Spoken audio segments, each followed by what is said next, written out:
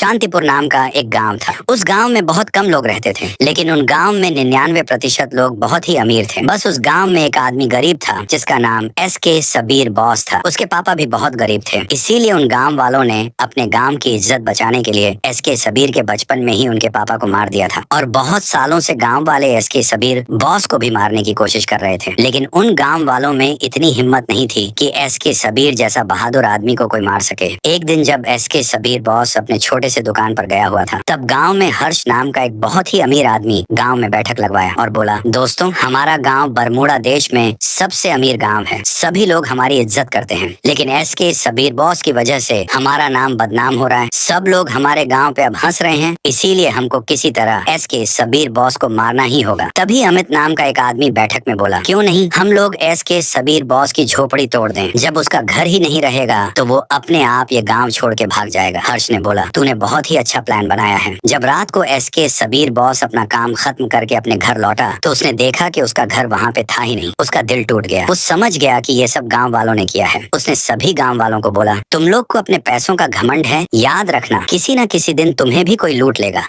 और तुम मजबूर हो जाओगे। इतना कहकर एसके सबीर गांव छोड़ के चला गया। बहुत समय बीत गए, गांव वाले अमीर होते गए, लेकिन उनकी अमीरी को किसी की नजर लग गई थी। पवन नाम का एक बहुत ही बड़ा गुंडा को शांतिपुर गांव के बारे में पता चला। उसने तुरंत अपनी गन वगैरह रेडी किया और शांतिपुर पे हमला कर दिया। वहाँ के सभी लोगों को उसने कैद कर लिया। अपने घरों से सोना, चांदी, हीरे जवाहरात चुरा लिया और पवन ने सभी लोगों को लूट के बोला, तुम लोग अमीर तो बहुत हो, लेकिन इस गाँव में कोई असली मर्द नहीं। और सभी गाँव वालों पर हंस के चला गया। तब सभी लोग एसके सबीर बॉस की बातों को याद करके रोने लगे। इन सभी लोगों ने सोचा कि किसी तरह एसके सबीर बॉस हमारे गांव वापस लौटेगा, तभी हमारा गांव सुरक्षित रहेगा। और उसी दिन से सभी गांव वाले एसके सबीर की तलाश में निकल गए। क्या एसके सबीर गांव में वापस जाएगा? जानने के लिए सब्सक्राइब करके कमेंट में लिख दो पार्ट 2।